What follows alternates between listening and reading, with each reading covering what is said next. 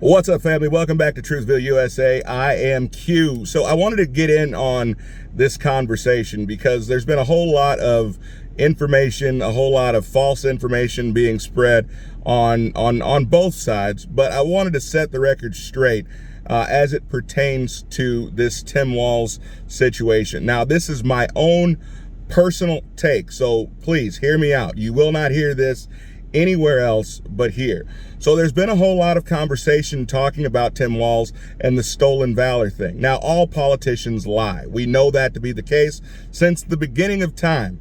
In the ancient Greek times, the two most looked down upon professions were actors and politicians. So we understand that politicians lie, but there are some lies that are far more egregious than others, in my opinion. I'm not talking about on the sin level. I understand that a lie is a lie. But when people have been willing to lay down their lives, to sacrifice their lives for what they believe is the best thing for their country, when they're willing to put their lives on the line for their country and for their country's safety, for you to take the coward's way out, speaking of Tim Walz, and then once you take the coward's way out, once you see that there is some political brownie points out there for you to have, you then decide to claim to do what you ran away from? Yes, Tim Walz, he served 24 years in the Guard. That was not supposed to be a job that he actually had to fight in an actual war. He was wanting to be in the Guard so that he could enjoy the benefits that came along with that, including but not limited to the education and the grants that come along with it. But Tim Walz made it very clear that he was not looking to serve in a live theater. And so much so that when it was time to go, when they started to deploy the good folks in the National Guard in Minnesota, Tim Walz made a very quick exit.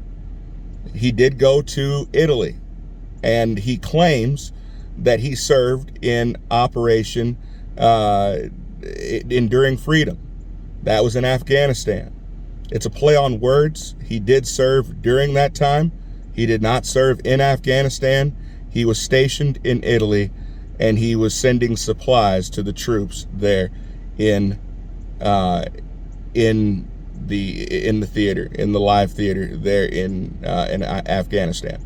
But here goes my personal story. So my younger brother, I'm very, very proud of him, a Marine.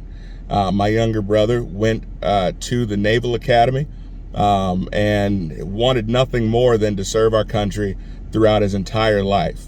Now, it's very difficult to get into the Naval Academy. So he approached Tim Walz, which my mother is a staunch Republican, staunch conservative, and so therefore she and Tim Walz in the state of Minnesota, they had some run-ins, but there's some things that should not ever be politicized. Our military is one of them.